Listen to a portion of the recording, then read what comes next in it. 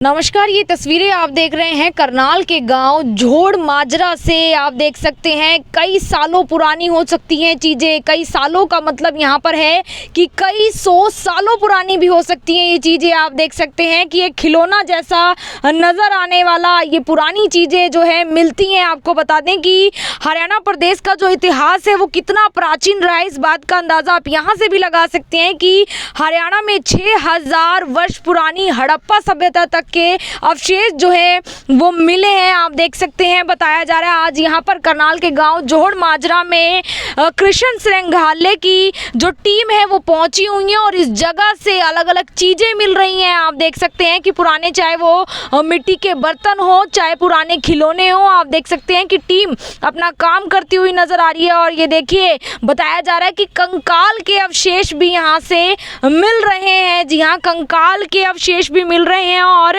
बताया जाता है कि करनाल का जो झोड़ माजरा गांव है ये ऐतिहासिक जहां पर करीब 50 एकड़ से अधिक भूमि में फैले इस टीले में, ये टीला है जहां जो 50 एकड़ से ज़्यादा की ज़मीन पर फैला हुआ है। यहाँ पर ईंटें मिली हैं, पुरानी ईंटें मिली हैं, मानव कंकाल मिले हैं, खिलौने और अन्य सामान जो है वो निकल रहे हैं। आप देखिए, तरह तरह की चीज़ें हैं जो बहुत पुरानी बताई जा रही हैं। और बात की जाए तो ये वस्तुएं किस काल की है, ये तो पुरातत्व विभाग की अगर बात की जाए तो जांच के बाद सामने आएगा। लेकिन जो बुजुर्गों और इतिहास में रुचि रखने वाले लोग हैं उनका कहना है कि ये सल्तनत काल की हो सकती है, जो लगभग 1200 से 2000 साल तक था। यानी कि जो सल्तनत काल था वो बहुत पुराना काल था, तो उस काल की ये वस्तुएं हो सकती हैं जो प्राथमिक दृष्टि से कहा जा रहा है। झोड़ माजरा गांव के टीले से प्राचीन वस्तुएं की जो सूचना जो है मिलती हैं, जैसे ही वैसे ही बताया जा रहा है कि श्री कृष्ण संग्रहालय कुरुक्षेत्र की टीम यहां पर पहुंच जाती है और टीले और आसपास खेतों में बिखरे सामान और अवशेष को इकट्ठा करना शुरू कर देती है। आप ये वो जगह देख सकते हैं। और ये भी कहा जा रहा है कि यहाँ पर जो भी मिला है वो बहुत सालों पुराना हो सकता है। और ऐसी ही अवशेषों की बात की जाए तो हरियाणा में अलग अलग जगहों पर ऐसा देखने को मिलता है। ऐसी चीज़ें यहाँ पर मिलती हैं जिनका सीधा संबंध इतिहास से ज़रूर रहा है। खुदाई वाले स्थान पर ज़मीन के नीचे जो बताया जा रहा है, यहाँ पर अगर आप देखेंगे तो बताया जा रहा है कि रेत भी निकली है। यानी कि जिससे अंदाज़ा ये भी लगाया जा सकता है कि यहाँ से यमुना का प्रवाह रहा होगा। उस वक्त यहाँ पर यमुना बहती थी, जो अब बताया जा रहा है कि यहाँ से लगभग 15 किलोमीटर कह सकते हैं कि दूर पर बहती है। यानी कि उस वक्त जो यमुना है वो यहाँ तक हो सकता है कि बहती रही हो, क्योंकि यहाँ से रेत जो है नीचे से मिली है, रेत मिली है जो यमुना में पाई जाती है। आप लोगों से यहाँ पर अपील करूंगी कि इस वीडियो को आप ज़्यादा से ज़्यादा शेयर भी करते रहें। आप साथ साथ देख सकते हैं कि जो ईंटें यहाँ से मिली हैं वो कहा जा रहा है कि लगभग 5 सेंटीमीटर मोटी हैं, 31 सेंटीमीटर लंबी हैं और 21 सेंटीमीटर चौड़ाई की हैं। इसके साथ साथ ये भी कहा जा रहा है कि जो यहाँ पर कसोरे मिले हैं उनका जो किनारा है चाकू की नोक की तरह है, जो इसे 1000 से 1500 वर्ष पुराना घोषित करता है, जैसा कहा जाता है। और एक मान्यता और आपको बता दें, यहाँ इस जगह की यमुना बेल्ट में ये गाँव लगता है और यमुना बेल्ट में ऐसा कहा जाता है कि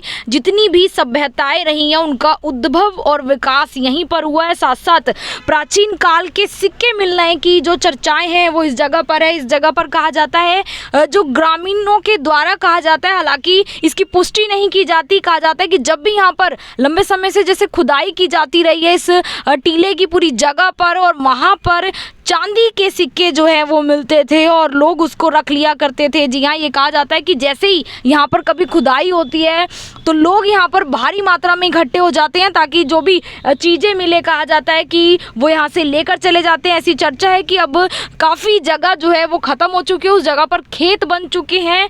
और ये पूरी जो बेल्ट है, यमुना बेल्ट इसको कहा जा सकता है, यमुना बेल्ट के किनारे पड़ने वाले ये गाँव हैं जहाँ पर अभी भी ऐसी चीज़ें मिल रही हैं। हरियाणा के करनाल का गांव है ये, करनाल का गांव झोड़ माजरा, जहां पर ये सभी चीज़ें मिलती हैं। धरती के गर्भ से कह सकते हैं कि निकल रही हैं ईंटें, खिलौने, मानव कंकाल, जिसको बताया जा रहा है कि अब ये टीम जो यहाँ पहुँची हुई है, श्री कृष्ण संग्रहालय कुरुक्षेत्र की जो टीम पहुँची हुई है, उन्होंने पूरी साइट का दौरा किया है। हम उनसे ही जानकारी लेंगे कि कितने साल पुरानी ये चीज़ें हो सकती हैं, उनका इस पर क्या कुछ कहना है। इस सारे सामान को वो अपने साथ अध्ययन के लिए लेकर जाएंगे। साइट है इसमें अभी तक जो अवशेष मिले हैं उससे मिला है कि ये राजपूत काल के कुछ अवशेष है, कुछ मृद भांड है, कुछ ईंटें मिली हैं जो सल्तनत काल तक गया है। कभी पूर्व में इससे पहले इस स्थान पर यमुना का प्रवाह रहा होगा, क्योंकि बहुत सारे हिस्सों में रेत का जमाव है जो सिद्ध करता है ये कहीं यमुना का कुछ धारा यहाँ से बहती होगी। तो इस विषय में यहाँ के जिन लोगों ने हमें सूचना दी है, श्री कृष्ण संग्रहालय की टीम आज यहाँ पहुँची है, तो इसी के अध्ययन के लिए कुछ पुरातत्व हमने यहाँ से इकट्ठे किए हैं। उसको अध्ययन के बाद बता पाएंगे कि किस काल तक ये हमें ले जाते हैं। तो क्या क्या वस्तुएं क्या क्या मिली हैं? मुख्य रूप से ईंटें हैं और बर्तन के टुकड़े हैं, कुछ कटोरे हैं, दिए हैं, ये सभी चीज़ें हैं जो मृत भांड है। कुछ हड्डी के अवशेष भी हैं जो उस समय दफनाते होंगे लोगों को। तो अर्ली हिस्टोरिक कहना अभी जल्दबाजी होगा, वो पुरातात्विक अध्ययन के बाद ही पता चल पाएगा। ठीक, आपका पूरा नाम और डेट? बलवान सिंह, इंचार्ज श्री कृष्ण संग्रहालय कुरुक्षेत्र। ये यमुना नदी के किनारे बसी हुई कोई बहुत बड़ी पुरानी साइट है। और जब हम देखते हैं कि जो ईसा की पहली दूसरी शताब्दी में ये बहुत सारा ये जो यमुना के नदी के पास में जो ऐसे स्थल थे जो कि ये व्यापार के एक रूट पे भी पड़ते थे।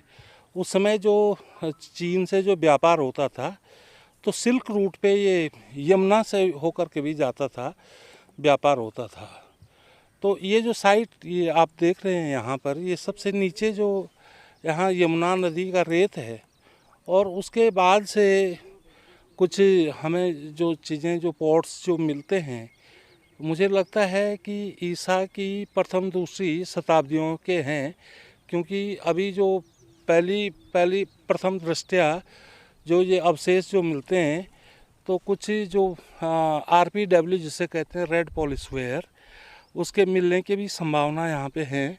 हालांकि बहुत बड़े क्षेत्र में ये टीला फैला हुआ है, तो इसके अभी कई बार इसके अन्वेषण की ज़रूरत है। और उसके बाद यहाँ से जो दूसरे जो माने पूरे जो साक्ष्य जो मिलते हैं वो राजपूत काल के मिलते हैं। यहाँ से राजपूत काल की जो ईंटें जो मिलती हैं 5 सेंटीमीटर मोटी, 31 सेंटीमीटर लंबी और 21 सेंटीमीटर चौड़ी। तो इस प्रकार के बहुत सारे, और उस समय के कुछ कसोरे मिलते हैं जिसमें कि बिल्कुल जिनका जो किनारा होता है ये चाकू की नोक के जैसे होता है, इतना पतला होता है, जिसे हम नाइफ एज बॉल कहते हैं। तो इस प्रकार के बहुत सारे जो साक्ष्य यहाँ से मिलते हैं, ये इसको एक पहली सदी ईस्वी से लेकर और लगभग 15वीं-16वीं सदी ईस्वी तक का मान एक आवास घोषित करती हैं, वो सेटलमेंट रहा होगा। और इसके साथ बहुत सारी चीज़ें यहाँ पे मिलती हैं, जैसे कुछ जानवरों की हड्डियाँ मिलती हैं उसी डिपॉजिट में। और इस साइट का ये है कि यहाँ से बहुत सारी जो चीज़ें जो हैं ये जैसे यहाँ से उठाई गई हैं, तो उस हिसाब में कि यहाँ मन स्ट्रेटम से जो हमको स्ट्रेटम से मिलना चाहिए, जैसे एक किसी परत दर परत जो चीज़ें जो मिलती हैं वो ऐसे मिल नहीं पाती हैं। लेकिन हमें उम्मीद है यहाँ के खेतों से हमको जहाँ अभी भी शायद बहुत सारी चीज़ें सुरक्षित हैं, तो वहाँ से हमको कालांतर में ऐसी चीज़ें बहुत सी मिल सकती हैं। और वो जो इस क्षेत्र का पूरा जो पुरातात्विक जो खाका है वो उन सब चीज़ों के मिलने से ही स्पष्ट हो जाएगा। डॉक्टर साहब, ये जो है आर्य कहाँ से आए थे? ये जो देखिए पहले बनी हुई थी। हाँ जी। देखो, आर्यों की कोई माने जो आर्यों की तो एक जो धारणा थी, तो ये तो एक कॉलोनियल लोगों ने औपनिवेशिक लोगों ने एक ये धारणा पैदा की थी कि भाई सारे लोग आर्य बाहर से आए, मंगोल बाहर से आए, तुर्क बाहर से आए, सब लोगों ने हिंदुस्तान में रूल किया, तो इसलिए अंग्रेज़ भी रूल कर सकते हैं। ये इसलिए ये एक बेस बनाया गया था और इस बेस ने बहुत सारे समय तक लोगों की एक हमारे भारतीयों की मानसिकता को ख़राब किया। ठीक है ना, ये इसलिए बनाया गया था। देखो, मैंने जो राखी गढ़ी के जो लोग रहे होंगे, आर्य वो सभ्यता जो है कोई ब्लड से भी नहीं है, वो एक संस्कृति है। आर्य एक संस्कृति है, न कि कोई ब्लड वाली जो कोई ऐसी कोई बात है। और ऐसी कहीं से भी कोई ऐसे जो अभी वहाँ पर जो स्केलेटन भी जो मिले हैं, जितने भी कंकाल मिले हैं राखी गढ़ी से, उनका स्टडी हुआ है। तो जैसे जो उनका जो डीएनए का जो एनालिसिस हुआ है, तो कोई भी डीएनए का ये ऐसा वो नहीं मिला कि जैसे यूरोपियन डीएनए उसमें कहीं हो। ये सारा हमारा जो इंडियन डीएनए ही है। तो ये सारी भ्रांत धारणाएं हैं।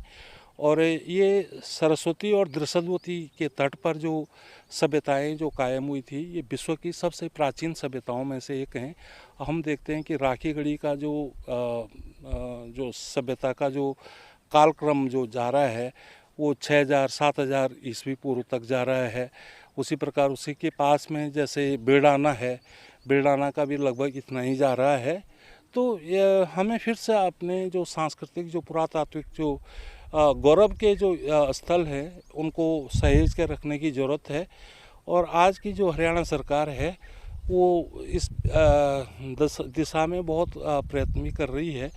वहाँ पे इंटरप्रिटेशन सेंटर्स होंगे, गांव को सेट अलग से बसाया जा रहा है, उन चीज़ों को सारी संरक्षित की जाएंगी। तो राखी गढ़ी हमारे पूरे हिंदुस्तान का गौरव है, केवल हरियाणा नहीं, मात्र हरियाणा नहीं। वो अगर पूरी इस तरह से अगर हम उसको संरक्षित करने में कामयाब होते हैं, तो हमारे सारे भारतीय सभ्यता का जन्म और उसका एक विकास का एक प्रतीक है। वो हम सब का गौरव का प्रतीक है, हर भारतवासी के गौरव का प्रतीक है। तो जी हमारे बुजुर्ग कहते हैं, यहाँ एक गांव था जी पहले, जो गर्क हो गया था किसी श्राप के कारण या किसी वजह से जी।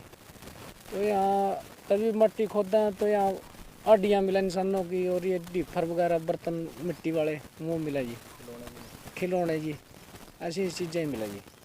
जो हमारे बुजुर्ग कहते हैं भी, यहाँ एक गाँव था जो पहले किसी श्राप के कारण यहाँ गर्क हो गया था, ज़मीन में धंस गया था। एक जोड़ बाजरा गाँव है जी। तो यहाँ पे खुदाई भी कर रहे हैं कुछ अवैध रूप से लोग? अवैध रूप से गांव में मिट्टी की जिसको जरूरत है वो मिट्टी उठाते हैं जी।